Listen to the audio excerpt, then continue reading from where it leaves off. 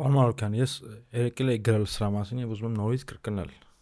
Ինչ ուզում արած լինեն կաթողիկոսները, կաթողիկոսը եւ սրբազանները, նույնիսկ եթե երեխաներ ունեն, ամեն մեկը 10 հատ նույնիսկ եթե երեխա ունենան։ Եթե նույնիսկ կուսակրոնության ուխտը խախտած լինեն, չգիտեմ, ինչ ասես արած լինեն, միևնույնն է, իրենց արածը 0-ական է, եթե համեմատենք այն բոլոր վնասների հետ, որոնք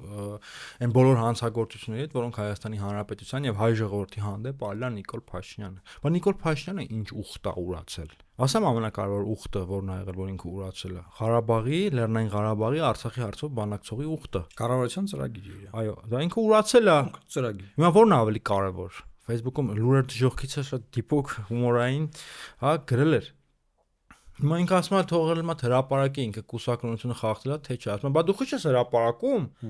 Բանը 2019 թվականի կարգավորման պլանը, որ քեզ ներկայացրել են, ինչ ես հրապարակում։ Հա, տեսա ես։ Ինչ եմ ուզում ասում, նրանց արածները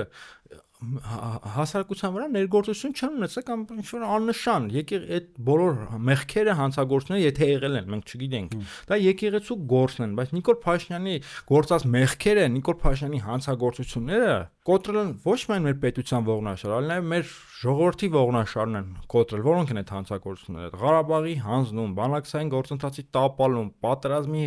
սանձազերծում, պատերազմում պարտություն, անվտանգային համակարգի եւ տարածքային ամբողջականության կազմաքանդում, այս բոլոր հիմա կուսակրոնության հետ ենք համեմատում այս ամեն ինչը։ Ես մարդ եմ, երկրի անկախությունը կասկածի տակ է դրել։ Խաղաղության պայմանագրի համաձայնեցված, այսպես կոչված համաձայնեցված տեքստով Հայաստանի ինքնիշխանությունը սահմանափակվում է։ Հայաստանի Հանրապետությունը չի կարող որոշել իր ինքնիշխան տարածքում որևէ դաշնակցային ուժեր տեղադրելու, տեղակայելու համար։ Նայ, այդ թվարկեցիր, բայց ի՞նչ է տեղի ունենում։ Աշխարհիկ իշխանությունը, պնդելով որ ինքը ժողովրդի կողմից ընտրված է, հարձակվել է հոգևոր իշխանության, հա, կամ եկեղեցու վրա եւ ասում է համանդրության կրոնական կազմակերպության վրա։ Կրոնական կազմակերպության վրա, այո, եւ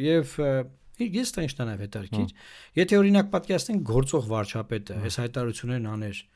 որևէ կրոնական այլ կազմակերպության նկատմամբ, չեմ ուզում անուններ տամ։ Իրապաշտպան ամբողջ հանրույթը դատապարտող հայտարարությունով հանդես կգար։